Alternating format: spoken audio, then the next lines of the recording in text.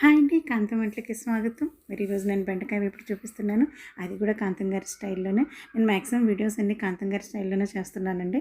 మరి ఇక్కడ ముఖ్యంగా గుర్తుపెట్టుకోవాల్సింది ఏంటి అంటే, బెండకాయలు కడిగిన తర్వాత క్లాత్ వేసి బాగా తుడుచుకోవాలి. దానివల్ల ఏంటంటే జిగురు అనేది రాదు. నెక్స్ట్ ఇంకొక టిప్ ఏంటంటే, ఇందులో ప్యాన్ అనేది ఓపెన్ ప్యాన్ తీసుకుంటే, ఫ్రై ప్యాన్ ఇలాంటి ప్యాన్ తీసుకుంటే బాగుంటుంది. దీనివల్ల ఏంటంటే మన జిగురు జిగురుగా రాదు.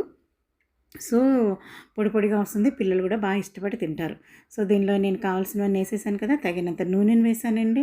మరి కొంచెం మస్టర్డ్ సీడ్స్ వేసాను. అదేనండి ఆవాలు, జీలకర్ర, తర్వాత సన్నగా తరిగి పెట్టుకున్న ఉల్లిపాయలు, పచ్చిమిర్చి, కొంచెం కరివేపాకు, ఎండుమిర్చి ఇవన్నీ వేసినప్పుడు ఇవన్నీ వేసి బాగా కొంచెం ఎర్రగా బాగా ఫ్రై చేసుకోవాలి.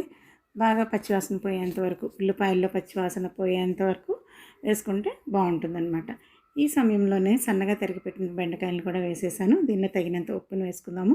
వెంటనే ఇక్కడండి మూత పెట్టద్దు. మూత పెట్టడం వల్ల ఏంటంటే జిగురు జిగురు అయిపోతుంది. కాబట్టి ఇక్కడ మాత్రం మూత తీసేసి ఫ్రై చేయండి. తర్వాత దీనిలో పసుపును కూడా నేను యాడ్ చేశానండి. అయితే ఇందులో కాంతం గారి యొక్క స్పెషల్ ఇంగ్రీడియంట్ అయితే నేను యాడ్ చేస్తున్నాను. అది ఏమీ లేదండి, వెల్లుల్లి, జీలకర్ర చక్కగా ఫ్రెష్గా దంచి వేసేసాను అనమాట. దీనిలోనే కొంచెం తగినంత కారాన్ని కూడా వేసేసుకొని చక్కగా డ్రై రోస్ట్ అయ్యే వరకు కలుపుకుందాము. చూసారా, మన బెండకాయ రెడీ అయిపోయిందండి. ఇలాంటి రెసిపీస్ కావాలంటే ప్లీజ్ నా ఛానల్ని సబ్స్క్రైబ్ చేసుకోండి. థ్యాంక్